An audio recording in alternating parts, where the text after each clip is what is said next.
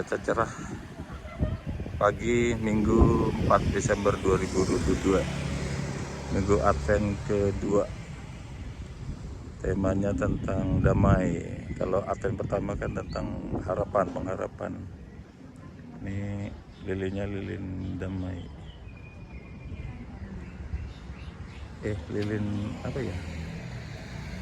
Ya, lilin nabi. Damai. Cukup penuh, lebih dari 100 lah ya, biasa. Ada bazar.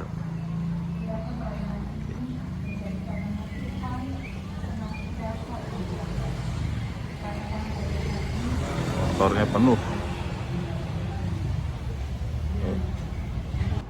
Orang-orang menyanyikan lagu Malam Kudus sunyi senyap gitu ya. Kita mengatakan di dalam hati kita, kudus apanya?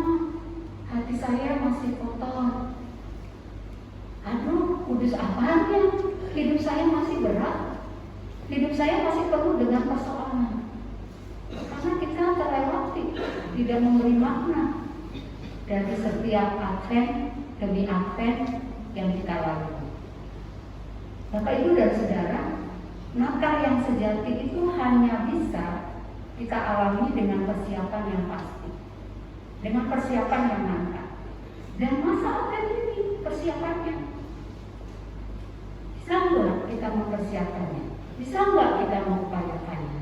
Pasti bisa, karena kita akan berjuang bersama-sama. Tuhan memberkati kita.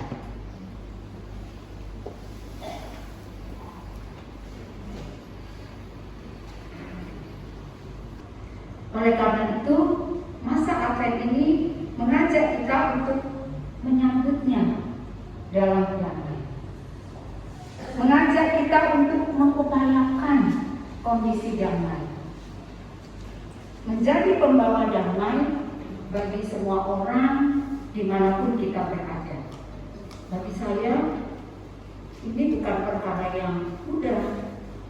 Bukan perkara yang mudah sebab untuk berdamai dengan orang lain membutuhkan kesabaran, membutuhkan penguasaan diri. Sehingga mintalah kepada Tuhan, minta rahmat darinya, supaya kita semua siap sedia, dimanapun dan apapun keberadaan kita. Kita berjuang untuk dapat menjalin hubungan dan relasi yang baik dengan sesama kita. Lalu bagaimana caranya?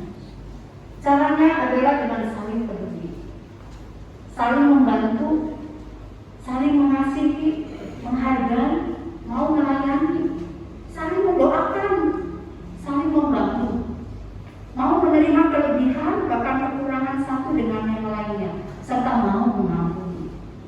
Sebab itu yang diteladankan oleh Tuhan Yesus, yang Tuhan Yesus berikan juga dalam kehidupan kita untuk kita lakukan.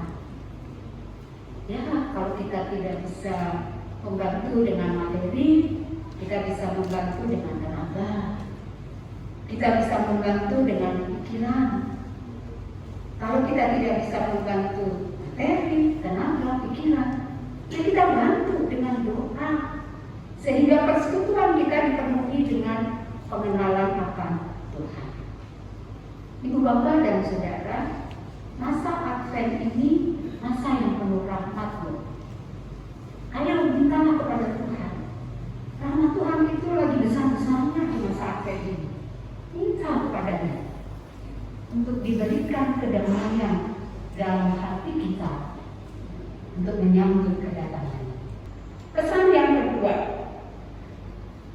peliharalah suasana damai dalam hidupmu. Pada ayat 6 sampai 10 yang tadi kita baca bersama, itu digambarkan suasana surga, suasana damai bagi kehidupan manusia ketika Raja Damai itu sudah hadir dalam diri kita. Sepintas, memang seolah-olah apa yang diserukan Yesaya ini seperti khayalan, seperti mimpi. Dan kalau tak bisa terwujud yang namanya khayalan dan mimpi, ya terwujudnya dalam angan-angan saja. Raja Damai telah datang, maka tidak ada lagi perseteruan, dikatakan begitu. Tidak ada lagi saling menyerang, tidak ada peperangan. Penuh damai, aman, sentosa, dan rukun. Yang tadi digambarkan dengan seperti serigala yang tinggal bersama dengan domba dan yang lainnya. Tapi inilah gambaran yang disampaikan oleh Yesaya, bahwa ketika Raja Damai, ketika Tuhan Yesus itu tinggal di dalam hati kita, maka perilaku-perilaku yang digambarkan seperti serigala, perilaku-perilaku yang digambarkan seperti macan tutul, seperti beruang, seperti ular beludak, bahkan seperti singa, itu akan berubah dan akan hilang. Semua sifat-sifat jelek yang selama ini bersima-raja di dalam diri kita, ada emosi yang tinggi, ada permusuhan, ada egois, ada kesombongan, ada keangkuhan, maka semua itu akan berubah. Yang semula mau menang sendiri, kalau anak muda baperan juga, itu akan hilang. Akan berubah menjadi seseorang yang penuh damai, seseorang yang suka menolong sesama, seseorang yang semakin menghargai dan mencintai anak-anaknya, seseorang yang semakin menghargai dan mencintai orang tuanya, seseorang yang semakin menghargai dan mencintai suami atau istrinya, semakin mencintai sesamanya. Sehingganya mari kita pilih diri kita. Bilakah masih tersisa sifat yang tidak dikehendaki Allah? Apakah ada yang menghambat Yesus lahir di dalam hati kita, supaya hati kita bisa menjadi parunan bagi kelahiran Yesus? Bila pengharapan kita untuk sehat dari sakit, bila pengharapan kita untuk mendapatkan cucu hampir suram seolah tak terwujud, bila pengharapan kita untuk anak-anak kita mendapatkan pasangan hidup yang tidak mungkin bagi kita untuk terjadi, atau bila pengharapan-pengharapan yang lain menjadi redup, mari kita nyalakan itu semua.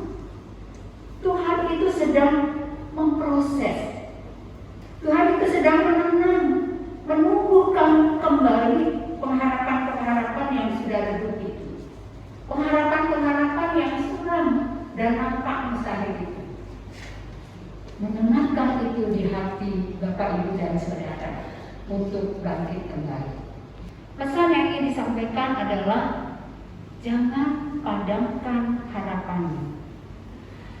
Hidupkan pengharapanmu itu meskipun ada atau di saat kita menghadapi ancaman kehidupan. Seperti yang diterangkan dalam ayat yang pertama. Yesaya menubuatkan akan ada tunas keluar dari tunggul Isa, dan taruk yang akan tumbuh akan berbuah. Nubuatan ini nggak masuk akal. Bagaimana mungkin sebuah tunas akan tumbuh dari sebuah pohon yang sudah busuk ratusan tahun lamanya? Biasanya kita akan membuang, membakar pohon itu, sebab tidak ada yang bisa kita harapkan dari sebuah pohon yang kondisinya seperti itu.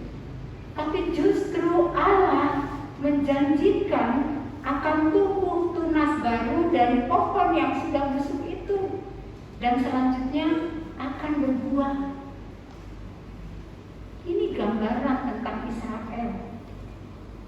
Israel itu seperti pohon yang sudah ditebang, pohon yang busuk, tidak ada artinya lagi di hadapan Tuhan. Namun Tuhan menyematkan harapan baru bagi Israel yang sedang hancur, hidupnya dikelilingi dengan rasa frustasi. Sekaligus ini menyemangati kita. Kita senantiasa menjaga pengharapan kita, harus tetap menyala. Apalagi bila hidup kita sedang tidak baik-baik saja. Tidak sekali-sekali kita putus asa, tidak patah semangat apabila kita dihadang berbagai konflik hidup kita, tantangan, kesukaran, bahkan ancaman demi